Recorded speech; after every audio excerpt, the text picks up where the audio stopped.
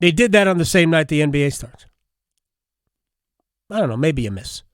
Maybe a scheduling snafu, if you will.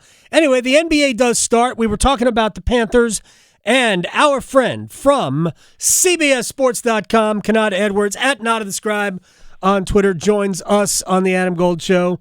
Before we get to Knicks at Celtics and Anthony Edwards and the Timberwolves going over to the James house to play with the kids. I mean, that's one way of looking at it, I guess. Yeah. What is the mood right now on the ground in Charlotte about the head coach and what we have seen through 7 weeks? I think people don't trust the head coach, and it appears that maybe David Tepper might have hired this guy maybe a year early because he looks a little bit in over his head. But at the same point, I think everybody just looks at David Tepper and just blames him, and I think they're right.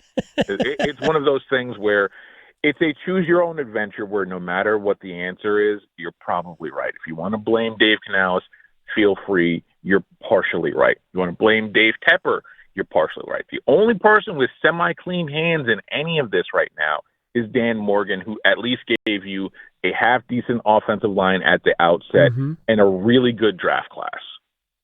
Yeah, except that I'm watching Peyton Wilson wreck shop in Pittsburgh, and I didn't hear Trevin Wallace's name called. Oh, no. His name was absolutely called because there was it was one of the few plays where Jaden Daniels was on the outside. It's one of the few plays Jaden Daniels actually played.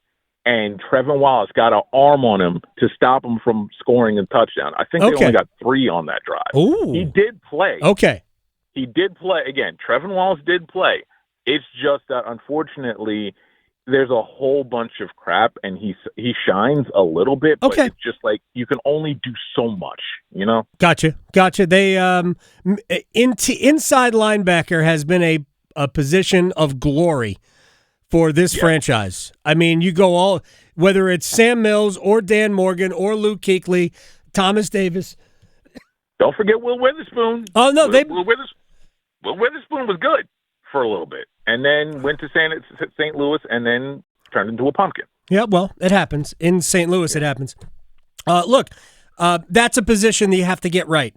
We were under the impression that they really liked Peyton Wilson, and then they went the other way. I think Wilson's going to be dynamite in Pittsburgh, but there's also a lot more around. I said this before. There's a lot more around Peyton Wilson to make life easier on him. I don't believe the Panthers have a J.J. Watt or T.J. Watt or a J.J. Watt, or they have a J.J. Jansen, but he is, of course, just a long snapper. Konata Edwards, Not of the Scribe, on Twitter, joins us. All right, the NBA starts tonight. Yes, it does. Celtics are opening up against the Knicks. Minnesota is at the Lakers. You and I talked a couple of weeks ago. I was not a fan of the trade that the Knicks made, mostly because I thought Dante DiVincenzo was a piece that I thought was so valuable in the postseason, and the chemistry was so good. Maybe the chemistry is not something that can translate year to year. And I'm not anticipating that Karl Anthony Towns is a good fit, not so much for the Knicks, but for the city, and you and I agree on that. Mm-hmm. What did we see in the preseason that might change our minds? Well, the thing is, have you seen Mikal Bridges' jump shot? No. So, go look, because if you look on Twitter right now and you see Mikal Bridges' 2024 jump shot, there is a hitch that wasn't there a year ago. That is a problem. I do think the chemistry thing is going to be fine. I think Mikal Bridges is going to play a lot of games, and he's going to test the theory that Tom Thibodeau runs his players into the ground because, as you know, Mikal Bridges has not missed a game since, I believe, junior high. So and I'm being completely 100% serious. Wow. About that. So you're talking about a guy that is just Mr. Iron Man, doesn't miss games, and we're going to test that theory with Tom Thibodeau this year.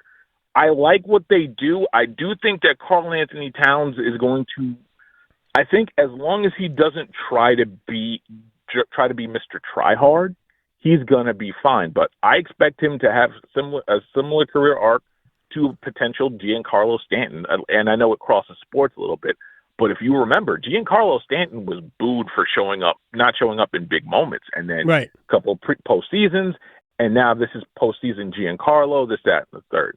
There's a lot of this where I think that it may run concurrently, like similar arcs in that regard. So I kind of think it's going to work. I think it's going to take a lot more time than people think, because I do believe that you're talking about a Karl Anthony Towns that has to figure that he's not number one. He might not even be number two on the pecking order, and he's got to figure out, okay, I have to play defense every single possession, or this is not going to work with Tibbs.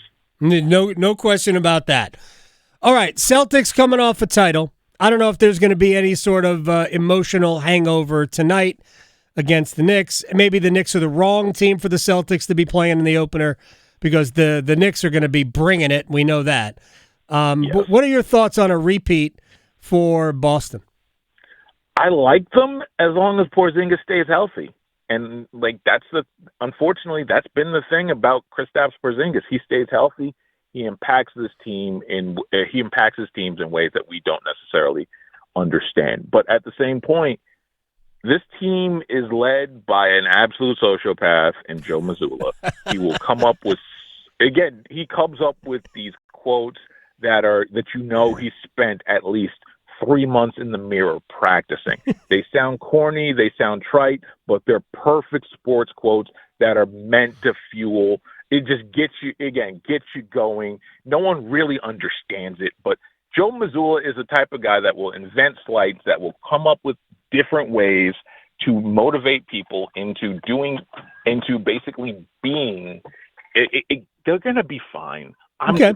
I think they're going to win more games than they won last year. They may end up winning 65 games. I think they're still the best. I kind of still think they're the best team in the East, and I don't think anyone's close just yet. The only thing that stops them is injury, quite honestly.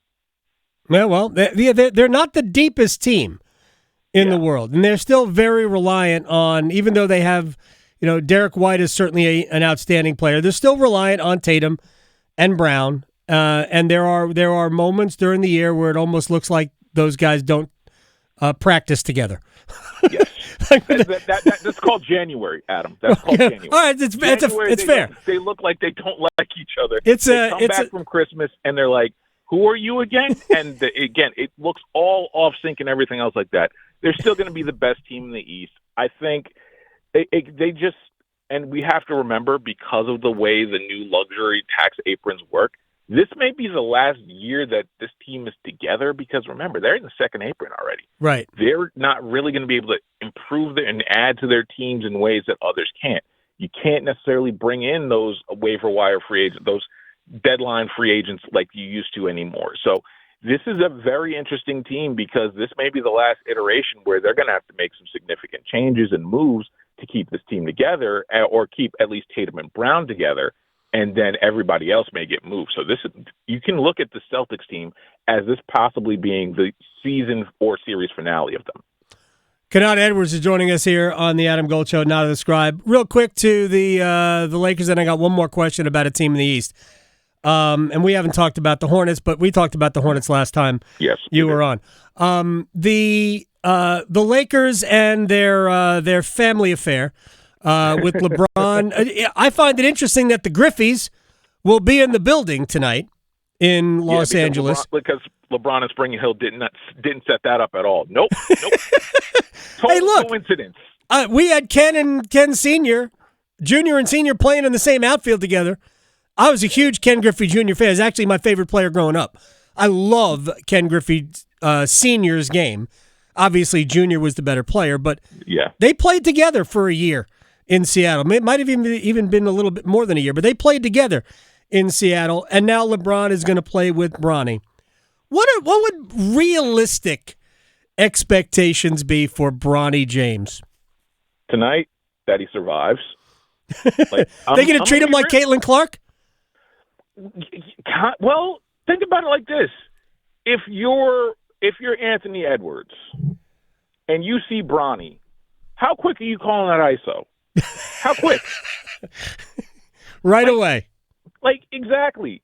There are going to be guys that think that they can get their shot off against him.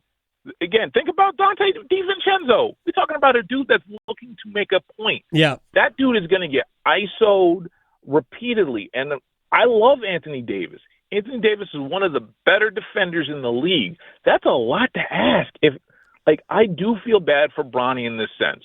They are setting that kid up to fail. He should be with the South Bay Lakers, not the Los Angeles Lakers. Right. He should be with that. He should be with the G League team. Bring him up instead of trying to create this Kodak made for Hollywood moment. Let this kid develop because there is something there where he's an actual rotation NBA player. It's not fair to him to put him with the Lakers and basically tell the kid sink or swim.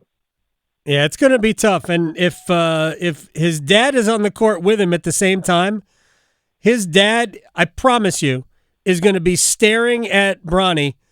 And I think LeBron's player should just take one jab step out and cut back door for a dunk. Because LeBron is no way LeBron is going to be paying attention to what the guy he's guarding is doing. See, the only thing I can see where LeBron turns all that off when he gets on the court.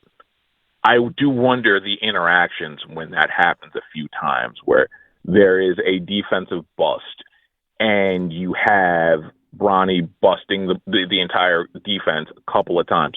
I do wonder what that's going to look like in a very public setting. Privately, I don't think it's going to end up going well for Bronny. Publicly, again, that Lakers team is an entire mess that has a play-in tournament ceiling to it. So I do have questions and concerns. And this is a team that, let me remind you, doesn't have their first-round pick and might end up backsliding into a draft lottery where they can't add any sort of talent. Ugh. You didn't paint a rosy picture, Konata, at all. That is also the first time I called you Konata to your face, by the way. Yeah. Well, also yes.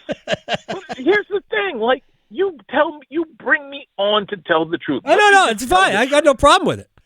No problem with it. It's all good. We need more tough love. Dave Canales could use some of that. Don't tell your fans after you drop the. Never mind. I was going to use an analogy. I shouldn't. Don't tell the fans after you play one of the worst games we've ever seen that we had a great week of practice. Don't do that. But that's just me. Hold on. He is Mr. Sunshine and Rainbow. I know. You're asking. Basically, that's asking a Care Bear not to care, Adam. That's what you're trying to do with Dave Canales. Dave Canales don't know nothing but positive.